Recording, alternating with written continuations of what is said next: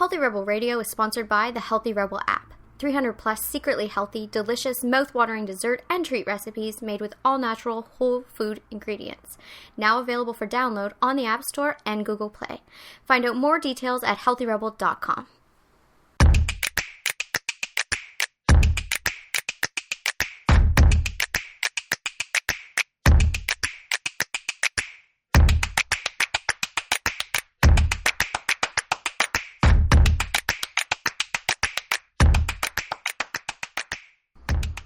Welcome to Healthy Rebel Radio. I'm your host, Dr. David Geiser. I'm here with my Gaming Health Healthy Rebel co-founder, Amy Lane. Good morning. Good morning. Just one quick health and wellness topic to talk about today. This topic is things that we use to set ourselves apart when it comes to weight loss journeys. The most important things really to us that sometimes you forget about. We've had a prior discussion before the show today about this. I mean, my topic is, I feel like it's extremely important, and sometimes people forget it. Yeah. I mean, I think it's the same with yours, too. You could classify them as foundational, or you could classify them as more of like the lifesaver. That's right. Because I use them in both ways. I use them as, I forget about it, I never forget, but like you said, like it's not like something that comes to the front of mind because it's not trendy, it's not cool, it's a base level thing that we make sure that we do because it's something that it's like a tipping point. Mm-hmm. It's, no matter if we're on vacation and kind of being loose with our eating or exercise, or just being part of our everyday maintaining or getting ahead, whatever our goals are at the time, we always implement these things, and they always are the things that deliver results. They can pull you back on track instantly. And especially if you're in a place where like you can't go all the way. Right. If you're in that mental place where you're just like, I need to ease into something, or you just feel disgusting and you need to give yourself a couple of days of just, doing a couple things that will set you on the right path. Because I find that happens too. Oh, yeah. Once in a while you just think, okay, I just need a few things I can focus on here. Definitely. And something that's going to actually give me some results, that's going to start my engine and then create motivation. Because right. And also it's the thing while I'm on vacation that allows me to enjoy vacation. Right. Because it keeps me on track. It makes it so that I don't go off track on vacation. You get the most bang for your buck, like you like to say. Yes, bang for your buck. These two tips are going to get you the most, basically, workout, nutrition, in a really short period of time, but it can make up for mistakes. Definitely. Or it can generate motivation. So I guess it would be the top fitness hack, top diet hack? Yeah. And we call them hacks, but they're extremely basic. I mean, this is the thing about hacks. It's a lot of it for us is coming back to the foundational stuff because we can get far too advanced. And I get exhausted with all the hack stuff. Yeah. Because of a lot of it, it's insane to me, and it just ends up being crazy. It can be frustrating. I think one of the hacks that really it ended the hack. The hack that ended all hacks? For me was when you increased the speed of your mouse. That was it. That was my tipping point. That is literally the best hack ever. No, but did it not send me over the edge? It sent you over the edge. It was I was just like, you know what? Yeah. If this is what our life is coming to, if you're hacking... You can, on a Mac, you can increase the speed of your mouse pad so your mouse flies around the screen so much quicker. You can get so much more done. You can be so much more effective. It's so annoying, and it gave me such rage that this is where our life came to, that I can't use David's computer. I refuse to. I feel like a crazy person when I'm using it. Especially if you have a coffee, then you go on. You're just like, and I'm just looking at you, and I'm just like, this can't be my life. I can't. I'm out. It's so funny. Hacks. I'm out. You're just like, I'm done. So that was the hack that ended all hacks. For anyone who feels the same way as Amy feels about that one mouse hack, you're gonna feel very comforted.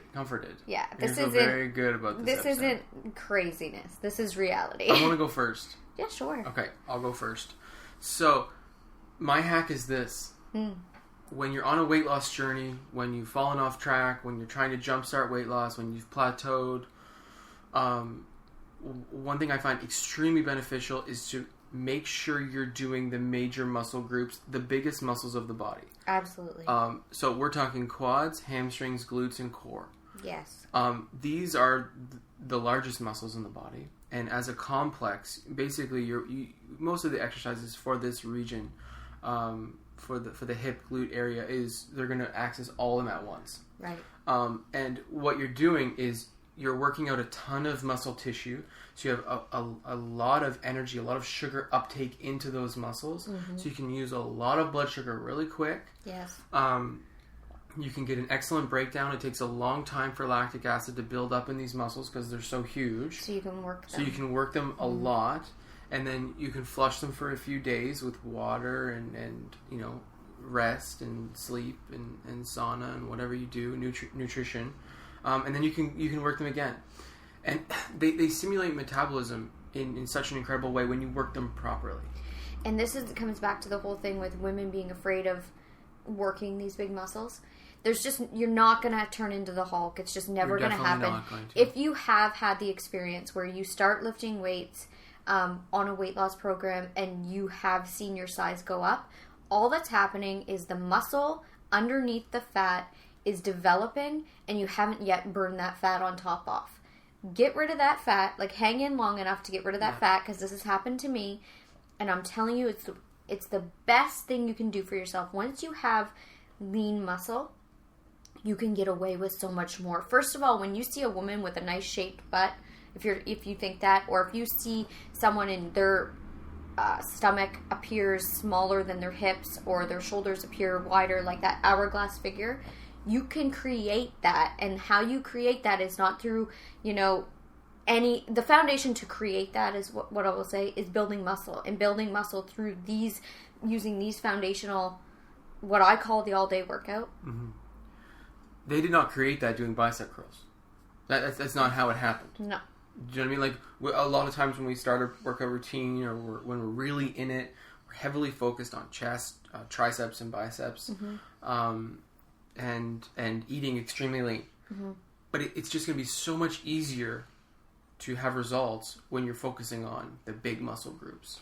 The other thing is, if you want a smaller waist, like for myself, my body type, I was more apple, and I wanted the hourglass tight waist. Stop focusing so much on making your waist smaller and focus on building your shoulders, your butt, and your legs. Because that gives the illusion, and that's what actually is happening when you see people with these shapes. Right. So, and I mean, it changes everything.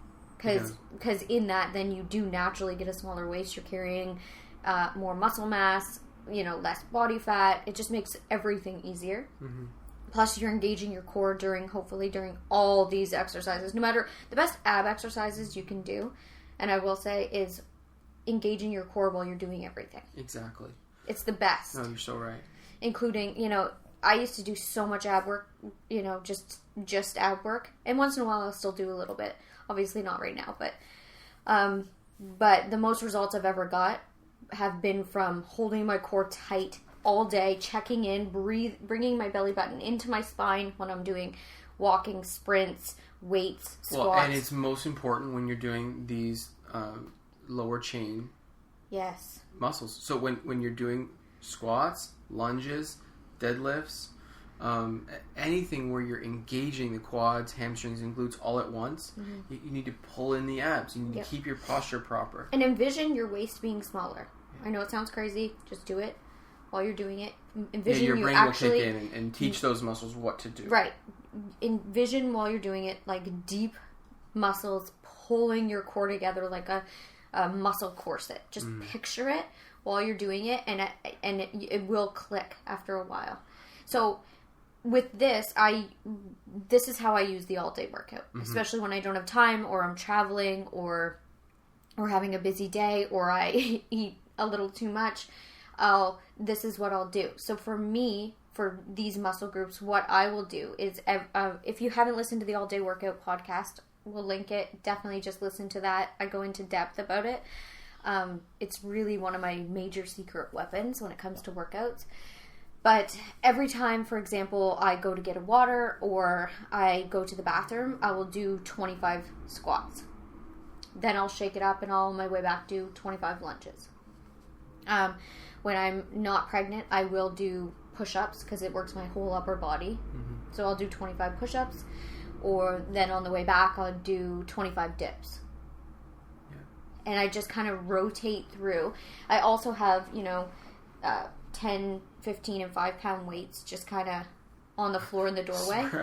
Sporadic around the condo. I do, because when I don't have time, that's just what I can do. Yeah, it's like interval training. You put them in each doorway, and every time you go through a doorway, Dave stubs his toes all the time. At the end of the night, I always put them away. I like it, though. But, it works. It does. So, I highly recommend it. And there's so many variations on this. Usually when people are getting started, say they're dealing with osteoarthritis of the knee, or they don't have the quad strength that you'd want to have to do these exercises. We just start with wall sits. You just put your back up against the wall and go down as low as you can, but not past 90 degrees. And most people, it's just an inch down. Put your back against the wall and slide down just a bit. Don't let your knees go above your toes. That's a good tip. I get that question all the time, and I never give that answer. Oh, yeah. Okay, so we start with wall sits, and then we have variations of squats. So you can do just a light squat. You don't need to go all the way down. I don't know why we're so strict about that. Athletes, yes, if you want to access the full quad, you need to go all the way down. Let your butt hit the chair. Yeah, it depends where you are, because at this point in my squatting career, yes, I like that. I do plie I hold weights in between my legs. Plies are incredibly important, especially when you want to add that weight, because if you're doing weight when you're just doing shoulder width, it can be a little hard on the knees. The weights are outside the knees. Find, yeah. So plie, it's a different exercise. You're accessing more of glute med. So you're accessing more of the outer glute, which is a good thing. Right. So you'll see when people look at what are butt workouts, you're looking at plie squats. But so there's different variations on squats. Right. You've got your wall squat, you've got your regular shoulder width squat, and then of course you've got your plie squats where your toes are pointed out and you've got a more wide stance. And that's what I do. I find I do more of with the weights. But I mean, I try it all. Well, it's good with weights because you can just hang them between your legs. Right. And then for lunges, we've got alternating lunge. Yeah, that's what I do. And then you can just do stationary lunge. So you're just doing one side. You can do 10 reps on one side, and then you can switch sides. And with that, because I do have a knee that once in a while inflames, I find the biggest key is just making sure your form is good. Yeah. And the more you use the muscles, unless you use your joints, obviously. Yeah, exactly. You're going to have less. But just those little tips, like making sure your knee doesn't go over your toe. Yes, don't put any strain on your patellar tendon. You don't want to feel any pain in the knee. If you feel pain in the knee, you've done too much. You gotta stop. Which again isn't a big deal. Rest, heal. Just rest, let it heal. Do something different. No big deal. Yeah. And the way this progresses for athletes is then you do, of course, deep squats and box jumps. No, I don't do that.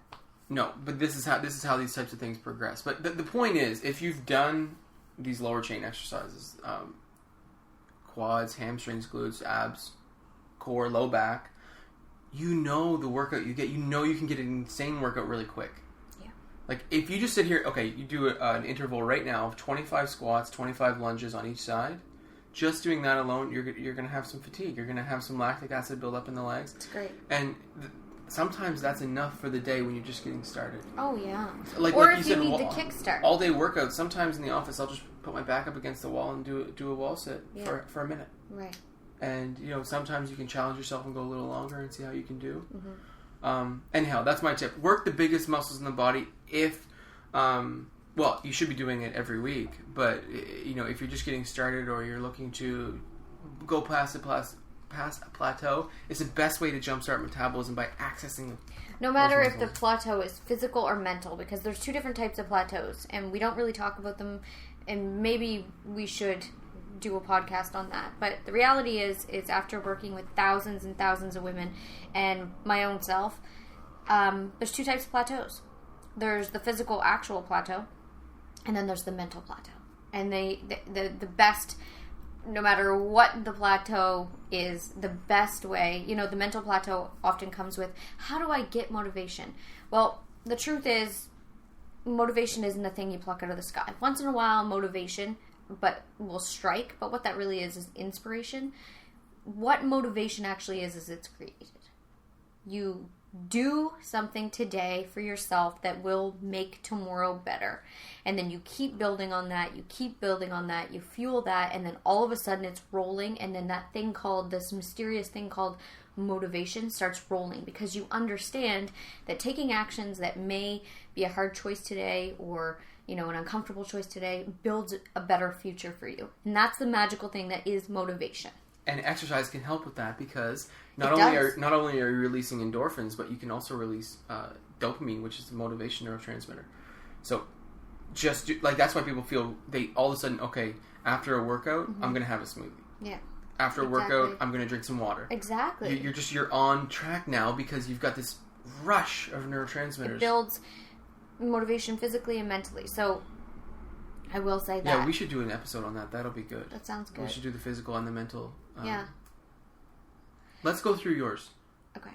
We've done sort of this idea on a podcast before, but I think it's worth repeating because it's so foundationally important and can be neglected like nobody's business. I know what you're going to say, and I've been in a so-called hungry place before. I've been in a carb craving place before. I crave sugar. I crave pastries. I can go off the wagon big time. And then you always pull me back in with these huge meals, and they're extremely satisfying, and you're on me about dehydration. So let's go through. I know what you're going to say. Okay, so mine's a hyphen. Okay. Mine's equally veggies and water. Veggies and water. I'm telling you. Everyone probably expected you were going to say this. And I'm telling you, it is the thing that can kick you over the edge into results. It's the thing that can make those abs appear. It's the thing that can give you the energy. It's the thing that can help you fuel that motivation. It's the thing that can make up for a whole lot of crap. You can get away with a whole lot of stuff if you just stick to the major foundational stuff. And the main thing is every day loading in a variety of vegetables, as much as you can consume. As David's saying, like when he's off the wagon, what I do is I prepare a huge supper, and I mean everything keeps in portions with our program. And then with the veggies, I just pile it on. Unlimited. Salad, roasted veggies, whatever. And if you have good bowel function, you can do it. You can eat veggies until you've got veggie belly. Well, and then the next thing is, and then make sure you're drinking your water. That's right. And you will. Water is the flushing. It's magical. It's like the elixir. It's like if it was the next like secret diet trend, I'm telling you, it's drinking water and eating vegetables. Like that is the secret. There's it's not really a secret. Just do it. Like every meal, load in veggies as much as you can, and during the day, drink 2.5 to 3. Some people can do 4 liters of water. Do it every day. Commit to it. Make it happen. Get over that first hump of running to the bathroom every 5 minutes, which your bladder will get used to it unless you have incontinence issues. Do it. Yeah. And even if you look at the food guides, which are just terribly put together in certain places, I won't get into that, but when you look at the vegetable recommendations, 6 to 12 servings, if you're not having veggies for breakfast, you're not getting 12 servings. Yeah. Veggies. You need to eat veggies. But you don't have to have veggies for breakfast. You don't have to, but it's... With what we do, 5 meals at least a day, I'm having them with 4. Right. Most of the time with my breakfast, I just have fruit with my other components, which is on plan with the Bikini Body program. And then my mid-morning snack, lunch, afternoon snack, supper, all loaded with veggies. Like, you can't stop me. And I shove them in everything. Yeah. And I make David do the same. Yeah, definitely. It's really helpful. I mean, and every time you wake up from the next day, after I get you back on track with like a huge hummus platter or whatever, you wake up and say, "Gosh, I feel good." Yeah. You have the veggie belly afterwards because for me, I eat until I'm full. Right. In that situation, but in the morning you feel super lean. Oh my gosh, you're so lean. Yeah, because you've used that as actual fuel. And the veggies are like cleaning your intestines, and like I'm telling you, it's just. So in the summer we do a lot of raw. We do a high raw in the summer. We really switch it up. In the winter we do a lot of roasted. We do a lot of soups. That type of stuff. In the summer, high raw is where it's at. We don't like the heat from our stoves, and we're just naturally gravitated towards cooler things. So it's easier to digest in the summer, the raw food. In the winter, it's a little more difficult. So, we stick really basic. Like, I'll just roast up, say chickpeas, and then do a huge salad with literally every local vegetable that's going on.